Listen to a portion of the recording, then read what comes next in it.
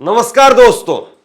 100 करोड़ लोगों की बात की गई, 100 करोड़ लोगों के व्यवस्था की बात की गई, लेकिन तांडव देखिए आप कैसा मचा हुआ है। बांस युद्ध हो रहा है, बांस युद्ध।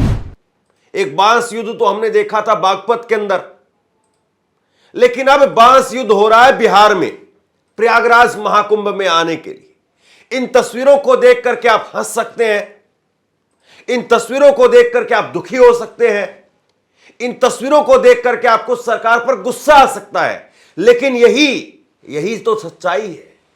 और यह सच्चाई कोई नहीं बता रहा है, इस सच्चाई पर कोई चर्चा नहीं कर रहा है। यह तस्वीर जरा आप देखिए, यह तस्वीर जरा आप देखिए, यह बांस युद्ध की तस्वीर है।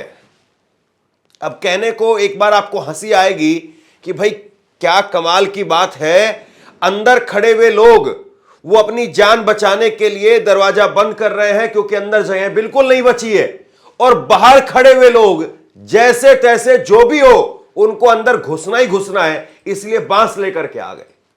बांस लेकर के आ गए और अंदर खड़े लोगों पर शीशा तोड़ करके बांस मारने लगे। ये अपने आप में एक तरीके से आप वाकई जो है वो आपको उन लोगों की दुर्दशा देख करके, हमारे देश की दुर्दशा देख करके हंसी आएगी कि ये कैसा आलम है। यहां पर बांस मारा जा रहा है लोगों को, अंदर खड़े हुए लोगों को बांस मारा जा रहा है, और फिर रोना आएगा आपको। सोचिए आप अंदर खड़े हैं, आपका परिवार में से कोई व्यक्ति अंदर खड़ा है और बाहर खड़ा हुआ कोई व्यक्ति वो बांस मार रहा है आपको, आपका खून खोल उठेगा, लेकिन आप कर कुछ नहीं सकते हैं, आप कुछ नहीं कर सकते हैं। बांस वो मारा जा रहा है।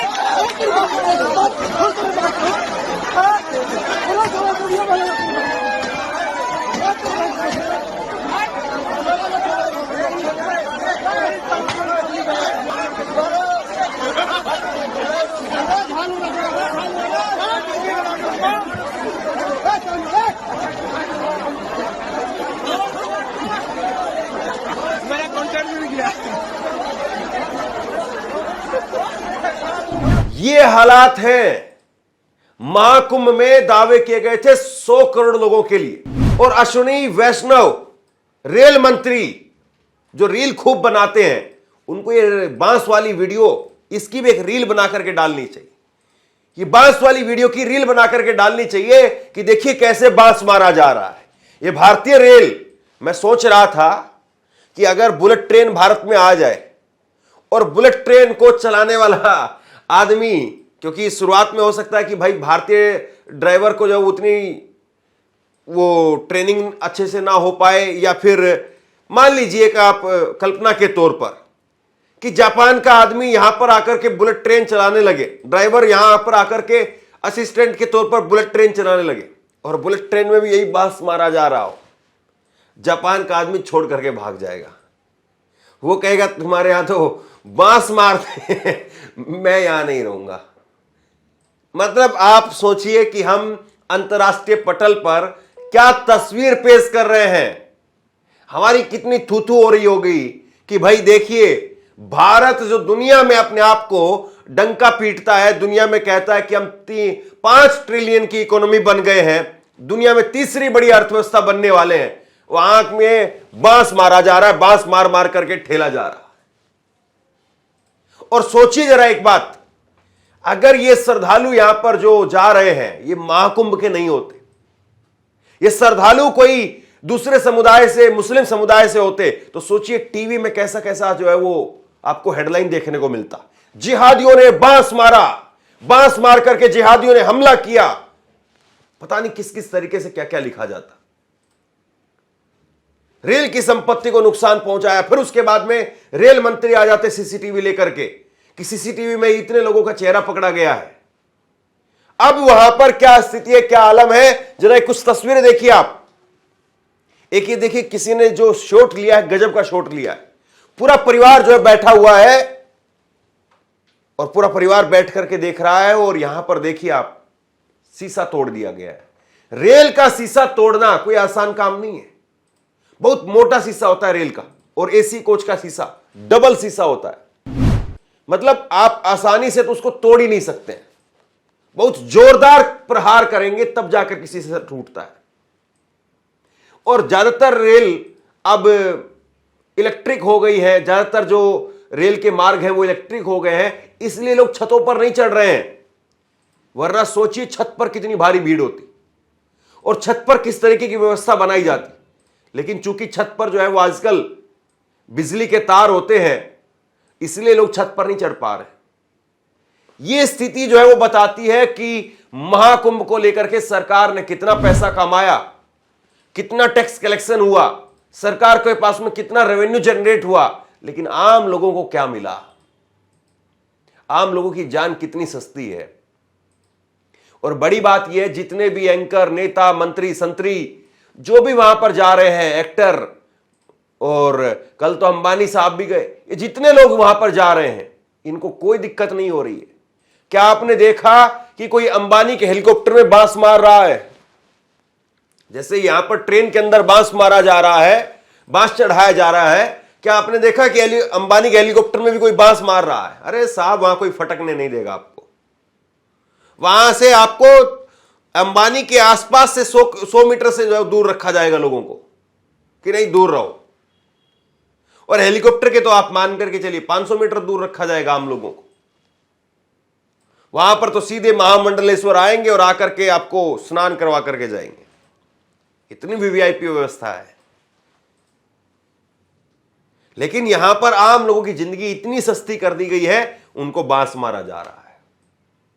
इतनी सस्ती कर दी गई है आम लोगों की जिंदगी कि वो शीशा यहां पर टूटा हुआ है उनका, कुछ भी हो सकता है, कहीं पर पथराव हो जाए, कुछ भी हो जाए। ये अव्यवस्था का आलम जो है वो दिखाई दे रहा है। पत्रकार अवस्थी ने लिखा है कि इस तरह की हरकतों के बाद महाकुंभ की डुबकी का कोई पुण्य मिलता है क्या? यह अपने आप में बड़ा सवाल है, सोचिए जरूर आप। गजब हो रहा है।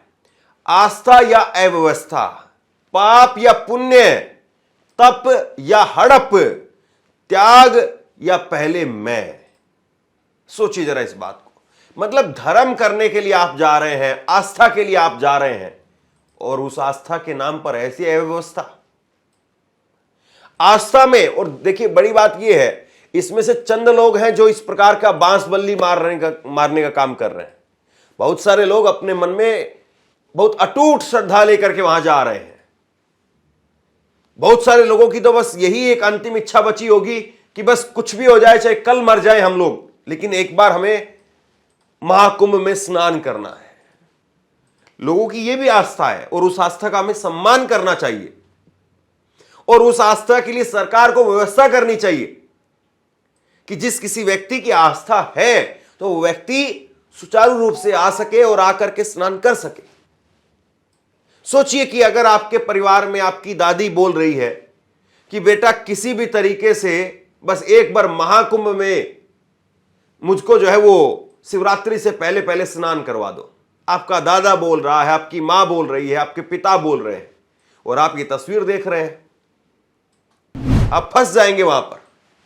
आप कहेंगे कि भाई मैं अपने मां बाप की, अपने दादा दादी की आस्था पूरी करूं, या कहीं ऐसा ना हो कि मैं अपने दादा दादी को, मां बाप को वहां लेकर के जाऊं और पता नहीं मेरे साथ में क्या हो जाए, पता नहीं वहां पर किस तरीके से किन हालातों का सामना जो है करना पड़ जाए।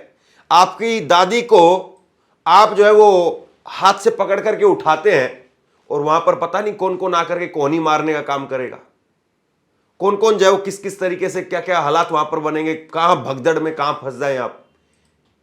तो ये जो व्यवस्था है ये सरकार के अधीन है।